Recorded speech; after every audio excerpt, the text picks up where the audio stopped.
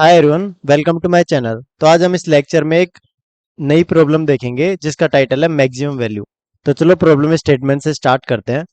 So one day some guest came to the Aman's house और home. Aman's mama told him to bring an items from the market and gave him a bag, but the bag can hold a maximum weight of W units. Every item has some weight Wi and a value Vi. Aman has to put these items in the bag such that the total value is maximized. Note: Aman can break items for maximizing the total value of the bag. ठीक है, तो हमें क्या given है? एक n given होगा, total items, और एक w गिवन होगा, टोटल कैपेसिटी ऑफ बैग। ठीक है, और फिर क्या गिवन होगा हमें? एन आइटम्स है ना, एन लाइंस के अंदर नीचे, वो एन आइटम्स का वेट गिवन होगा और उनकी वैल्यू गिवन होगी। ठीक है, जैसे V1 V2 W2 V sorry V1 W1 V1 W2 V2 W3 V3 and so on WN VN, ऐसे गिवन होगा। ठीक है, तो हमें क्या करना है? जो वेट है ना W, हमें ऐसे कंप्लीट करना है। कंप्लीट हो भी सकता है, वेट नहीं भी हो सकता। ठीक है, तो हमें क्या करना है? इन आइटम्स को पुट करना है बैग के अंदर। ठीक है, और कितना करना है? W तक ही करना है, W से ज्यादा उस उसकी कैपेसिटी नहीं होनी चाहिए, जितने टोटल आइटम्स रखेंगे ना उनकी। तो हमें रखना कैसे है कि जो वैल्यू है ना, वैल्यू सेकंड वैल्यू, उनका एडिशन क्या हो? मैक्सिमम हो, मैक्सिमम हो। और यहाँ पर एक नोट गिवन है कि हम जो वेट है ना, वेट, उनको डिवाइड भी कर सकते हैं। ठीक है, उनको उनका पार्टीशन भी कर सकते हैं। तो चलो एक बार इसका इनपुट फॉर्मेट देख लेते हैं। The first line consist of two integers n and w denoting the number of items and capacity of the bag respectively. Next n lines contains value v1 and w and weight wi separated by space. ठीक है, तो हमें क्या given होगा? First line में n और w given होगा, number of items और टोटल कैपेसिटी। और n लाइंस के अंदर अपन को क्या गिवन होगा? डब्ल्यू आई नहीं, वी आई। स्टार्टिंग में क्या है? वी आई, ध्यान रखना, हमने यहाँ डब्ल्यू आई लिया है, तो यहाँ पर वी आई आएगा स्टार्टिंग में, और सेकंड क्या आएगी वैल्यू? W I. तो इस तरीके से हमें क्या होगा? इनपुट गिवन होगा। आउटपुट में क्या करना है? Print the maximum possible value, round off it to the answer in is in decimal. ठीक है, जो आंसर होगा ना डेसिमल वाला, उसको राउंड ऑफ करना है हमको। चलो ठीक है, एक बार इसका एक एग्जाम्पल देख लेते हैं। तो हमें एग्जाम्पल में क्या गिवन है? n इक्वल टू 3 और W कैपेसिटी कितनी गिवन है? 30 गिवन है। ठीक है, एक आइटम गिवन है, यहाँ पर V लिख देता हूँ, यहाँ W। ठीक है, 38 45 60 20। ठीक है, ये गिवन है मेरे को। तो मैं क्या करूंगा, मेरे को क्या करना है? जो इनकी वैल्यूज है ना, वैल्यू मैक्सिमाइज करनी है। तो मैं इन आइटम्स को लूंगा। तो मैं क्या करूंगा? पर यूनिट वेट निकाल लेता हूं इन सबका। ठीक है, पर यूनिट कैसे निकालूंगा? 30/8। ठीक है, ये कितना हुआ? कुछ भी हुआ, ये लिख लेते हैं अभी तक। ठीक है, इसका क्या होगा? 40/5, ये हुआ मेरा 8 हुआ। ठीक है, ये हुआ 60/20, ये कितना हुआ मेरा? 3 हुआ। पर यूनिट वेट इसका 3 है, इसका 8 है, इसका कितना होगा? अप्रोक्सीमेट लिख लेता हूँ, 15/4। तो ये हुआ 12, 30 आया,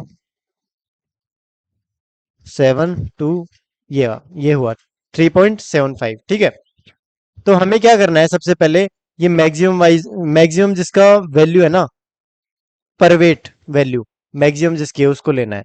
तो मैं क्या करूंगा? ये पूरा की पूरा 5 उठा लूंगा। ठीक है, तो वेट मेरा हुआ 5 और वैल्यू कितनी होगी मेरी? 40 हो गई। ठीक है, अब सेकंड नंबर पे ये वाला आता है। तो अब मैं देखूंगा, अगर मैं पूरा की पूरा लू, इसका वेट 8 लू, तो टोटल मेरे पास कितना हुआ? 5 + 8 13। ये कम है, इस डब्ल्यू से कम है। ठीक है, तो मैं इसको भी ऐड कर सकता हूँ। ठीक है, तो अब मेरा वेट कितना हो जाएगा? 8 हो जाएगा, सॉरी 8 नहीं, 13 हो जाएगा। 5 + 8 13 हो जाएगा। और यहाँ पर कितना हो जाएगा? टोटल वैल्यू कितनी हो जाएगी? 30 + 40 70 हो जाएगी। ठीक है, अब देखो, अब मेरे पास कितना बचा, लास्ट वाला आइटम बचा, क्या मैं इसको कंप्लीटली ले सकता हूँ? तो 20 + 13 कितना हो मेरे पास? 33। 33, ठीक है। तो ये डब्ल्यू से ज्यादा जा रहा है, तो मैं इसको कंप्लीट नहीं ले सकता। तो मेरे को कितना लेना होगा जो बचा हुआ है? तो बचा हुआ कितना है? 30 - 13, ठीक है। ये कितना हुआ मेरे पास? 17। 17 क्या लेना है मेरे को? थर्ड टाइप का लेना है। तो मैं क्या करूंगा, तो 17 लूंगा तो मेरे पास वैल्यू कितनी आएगी? तो इसको पर वेट वैल्यू से मल्टीप्लाई कर देते हैं, मतलब 3 से। ठीक है, तो ये कितना हुआ? 51। तो ये 51 आया। अब टोटल वेट मेरा क्या हुआ यहाँ पर? 30 हो गया। और इधर कितना हो गया? इसमें 51 ऐड कर देंगे, 121 आ गया आंसर, ठीक है। तो मेरे को मैक्सिमम वैल्यू प्रिंट करनी है, वो क्या प्रिंट करूंगा? 121, ठीक है। तो हमारा आंसर मैच कर रहा है। चलो ठीक है, तो देखते हैं इस प्रॉब्लम को सोल्व कैसे करूंगा। तो मैं क्या करूंगा यहाँ पर,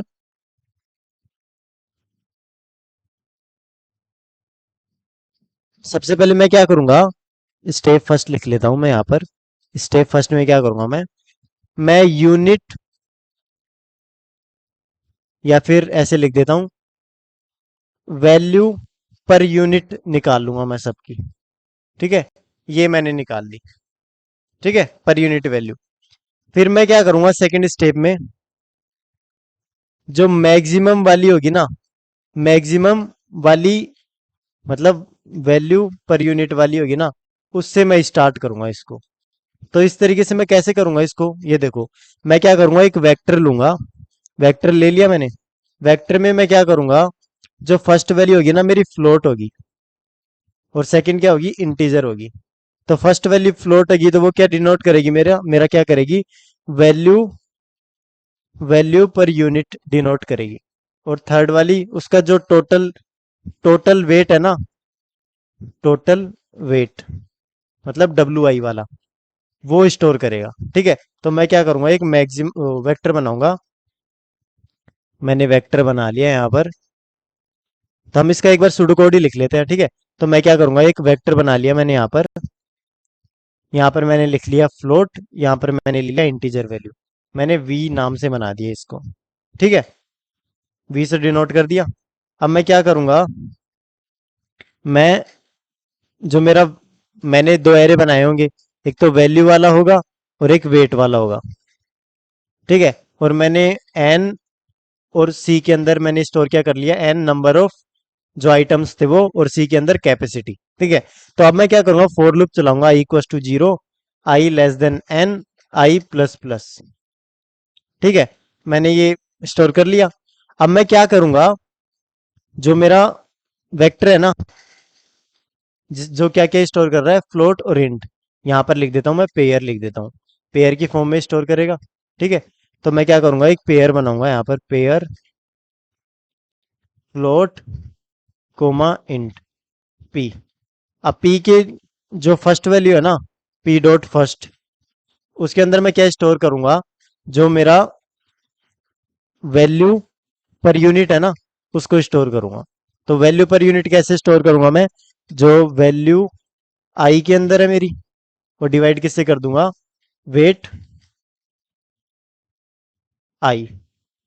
इस तरीके से ये मैं स्टोर कर लूंगा इसको फ्लोट, फ्लोट के अंदर, क्योंकि मैंने फ्लोट डाटा टाइप लिया है ना फर्स्ट। और पी डॉट सेकेंड के अंदर मैं क्या करूंगा, वेट आई स्टोर कर लूंगा। कर लिया मैंने। चलो ठीक है, मैंने इतना कर लिया। तो स्टोर करने के बाद में इसको मैं क्लोज कर दूंगा। अब मैं क्या करूंगा, इस एरे को सॉर्ट कर लूंगा। किसको? वी को। और किस ऑर्डर में करूंगा, decreasing order of value by unit, मतलब फर्स्ट वैल्यू ऑफ पेयर। मतलब जो वेक्टर है ना अपना, वेक्टर क्या स्टोर कर रहा है, फ्लोट और इंटीजर कर रहा है पेयर के अंदर। तो मैं जो फ्लोट वैल्यू होगी ना, उसके बेसिस पे डिक्रीजिंग ऑर्डर में सॉर्ट कर लूंगा इसको। ठीक है, ये मैंने सॉर्ट कर लिया। उसके बाद में क्या करूंगा मैं, अब मैं डिक्रीजिंग ऑर्डर में चलूंगा। डिक्रीजिंग ऑर्डर में कैसे चलूंगा, for I equal to 0, I less than V dot size, vector का साइज तक चलूंगा। ठीक है, और आई प्लस प्लस। मैं चला यहाँ पर। अब मैं क्या कर लेता हूँ, एक इंट रिजल्ट में रिजल्ट वेरिएबल से भी क्या कर लेता हूँ, एक एरे डिफाइन कर लेता हूँ, रिजल्ट की वैल्यू 0। ठीक है, ये चला मैंने। अब मैं यहाँ पर चेक करूंगा इफ मेरा जो करंट सी की वैल्यू है ना ग्रेटर देन है, ग्रेटर देन और इक्वल टू किसके, जो वेक्टर का सेकंड पार्ट है ना, V of I dot second, second में क्या था, वेट ही था, उसके बेसिस पे अगर उससे ज्यादा है तो मतलब उस वेट को मैं कंप्लीट ऐड कर सकता हूँ। तो वो कैसे ऐड करूंगा मैं, तो वो ऐड करूंगा रिजल्ट के अंदर, रिजल्ट प्लस इक्वल टू, ठीक है। इसको इंटीजर टाइप का नहीं बनाते अपन, क्या बनाते हैं, फ्लोट टाइप का वेरिएबल बनाते हैं, ठीक है, क्योंकि ये फ्लोटिंग वैल्यू स्टोर करेगा। तो V I dot first into, into किससे करना है मेरे को, वी आई डॉट सेकेंड, मतलब जो फर्स्ट पे क्या है, वैल्यू बाय यूनिट है, पर यूनिट की वैल्यू है, ठीक है। और उसको मैं क्या कर लूंगा, टोटल वेट से वो कर लूंगा, और सी में से क्या माइनस कर दूंगा मैं, minus equal to V I dot second, वो वेट माइनस कर दूंगा। अगर मान लो मेरा ये सी है, इससे लेस आता है, ठीक है, एल्स मेरा सी लेस आता है तो मैं क्या करूंगा, जो रिजल्ट है ना, रिजल्ट के अंदर क्या ऐड करूंगा, V of I dot first, इसको सी से मल्टीप्लाई करूंगा, क्योंकि मेरे पास अब सी ही चाहिए मेरे को, कंप्लीट जो वेट था ना वी आई डॉट सेकेंड, वो नहीं चाहिए मेरे को, थोड़ा सा पार्ट चाहिए उसका। तो वो पार्ट कितना चाहिए, सी चाहिए, ठीक है। और फिर क्या कर जाऊंगा मैं, ब्रेक कर जाऊंगा इस लूप से, ये मैंने ब्रेक कर दिया। जैसे लूप के बाहर आऊंगा मेरे पास जो रिजल्ट है ना उसके अंदर वैल्यू होगी, तो मैं चेक कर लूंगा, राउंडिंग ऑफ कर लूंगा उसको, कि इफ रिजल्ट माइनस, ये तो फ्लोट वैल्यू है, अब मैं इंटीजर टाइप, इंटीजर इससे रिमूव कर देता हूँ, मतलब फ्लोर वैल्यू रिमूव कर दूंगा इससे। अगर ये ग्रेटर देन इक्वल टू 0.5 आ रही है तो मैं क्या करूंगा, रिजल्ट की वैल्यू प्लस इक्वल टू 1, मतलब सील वैल्यू निकाल लूंगा, उसकी अपर वैल्यू निकाल लूंगा, और फिर क्या कर दूंगा मैं, प्रिंट कर दूंगा रिजल्ट को।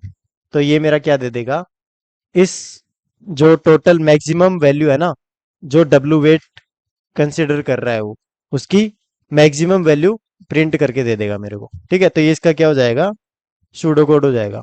तो चलो एक बार इसका सी प्लस प्लस इम्प्लीमेंटेशन देख लेते हैं। तो सबसे पहले मैंने क्या किया, दो इंटीजर लिए एन एंड सी, एन क्या डिफाइन कर रहा है, नंबर ऑफ आइटम्स, और सी क्या डिफाइन कर रहा है, टोटल कैपेसिटी ऑफ बैग। तो मैंने दोनों के अंदर इनपुट ले लिए, ठीक है। फिर मैंने दो एरे बना लिए, वेट का और वैल्यू का, ठीक है। और उन दोनों के अंदर मैंने इनपुट ले लिए, पहले वैल्यू का लिया, उसके बाद में वेट का लिया, ठीक है। उसके बाद में मैं क्या कर रहा हूँ, एक एक वेक्टर बना रहा हूँ पेयर टाइप का। तो मैंने क्या किया, पेयर टाइप का एक वेक्टर बना लिया, जिस पेयर के अंदर फर्स्ट वैल्यू क्या है, फ्लोट है, सेकंड क्या है, इंट है, और उसका टोटल साइज कितना रखा मैंने, जितने आइटम थे, ठीक है। अब मैं क्या कर रहा हूँ, उस एरे को बिल्ड कर रहा हूँ, ठीक है। फर्स्ट में मैंने क्या क्या पुट करूंगा मैं, वैल्यू बाय वेट, मतलब पर यूनिट वैल्यू, तो ये मैंने निकाल ली और फर्स्ट में डाल दी। और दूसरे में क्या करूंगा, वेट वाली वैल्यू डाल दूंगा, डाल दिया मैंने। अब मैं क्या करूंगा, उसको सॉर्ट कर लूंगा decreasing order of per unit value, मैंने सॉर्ट कर दिया। इसके अंदर मैंने माई सॉर्ट कस्टम फंक्शन बनाया है, जो कि ऊपर लिखा है। इसके अंदर मैं क्या कर रहा हूँ, जो फर्स्ट वैल्यू है ना उसको डिक्रीजिंग ऑर्डर में प्रिंट कर रहा हूँ, फर्स्ट वैल्यू के डिक्रीजिंग ऑर्डर में प्रिंट कर रहा हूँ। तो इस तरीके से हम क्या लिखते हैं, इसका कस्टम सॉर्ट लिखते हैं, ठीक है। तो ये मेरा क्या दे देगा, सॉर्टेड एरे दे देगा, decreasing decreasing order of first value of pair, ठीक है। मतलब फ्लोट वाली वैल्यू होगी ना पहली, उसके डिक्रीजिंग ऑर्डर में प्रिंट करके दे देगा, प्रिंट नहीं, सॉर्ट करके दे देगा, ठीक है। और वो है क्या, value by value per unit. अब मैं क्या करूंगा, जो मेरे पास सॉर्टेड एरे है ना उससे मैं आंसर फाइंड करने का ट्राई करूंगा। मैंने एक ऊपर रिजल्ट वेरिएबल डिक्लेयर कर लिया था, ठीक है, ये रहा फ्लोट टाइप का, कर लिया मैंने।